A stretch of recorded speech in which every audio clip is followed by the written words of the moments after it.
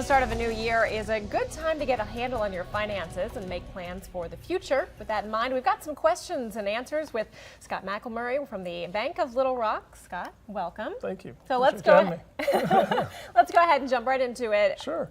For the mortgage rates for the coming year, are they going up or down?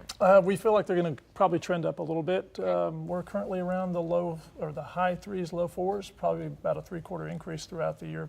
Relatively slow, but we actually saw rates decrease a little bit from January to the end of the year this year. So it's been kind of nice. What goes into those changes? What factors? Well, there's a variety of factors, but the most important right now is economic growth. I think the most recent information we had was we're looking at somewhere above 3% growth, which we haven't seen for some time. And if that continues, that's going to push those rates upward a little bit. For those who are trying to keep an eye on those mortgage rates, maybe they're looking at buying a house in the next 6 months. What do they need to look at as far as the stock market to kind of determine where those are going to be? Typically, the 10-year Treasury bond is the best place to look. And so as you see the activity of the bond, it doesn't track exactly with the 10-year Treasury bond, but it's a good indicator of where rates are going. What are some of the factors that people should look at when they're going to purchase a mortgage? What are some of the most important pieces of information? Well, the most important thing is, are you ready? Is it time?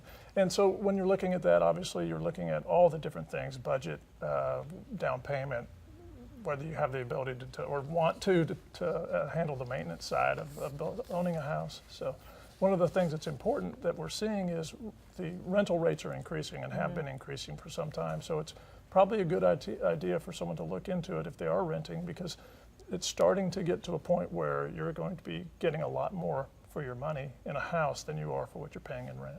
What does that mean for your pocketbook? I mean, when you buy a house, it does have a lot of expenses that go along with it. It does. Certainly the maintenance side is something that people don't consider often.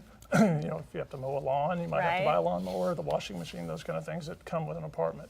And so some of those factors, even when you factor those things in, when you look at the difference between rent and what it costs to actually own a home, even on the same size or 3-bedroom, 2-bath kind of thing, it's usually, at least now, cheaper to own a home than it is to rent. And a portion of that goes toward principal, so you're building equity. So when you're owning a home, even if maybe it's a little bit more expensive than your rent would be, you're putting that money toward your home and not just giving it to someone else. And your rent, you're paying your landlord's principal. Right.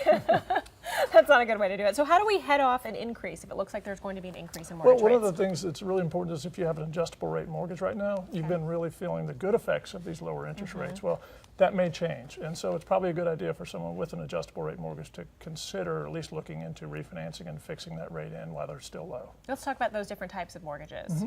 Yeah, an adjustable or an ARM, adjustable rate mortgage, takes on different forms depending on the type of loan. So you might have a 5/1 ARM, which means the interest rate's fixed for the first 5 years, but then it begins to adjust every year after that.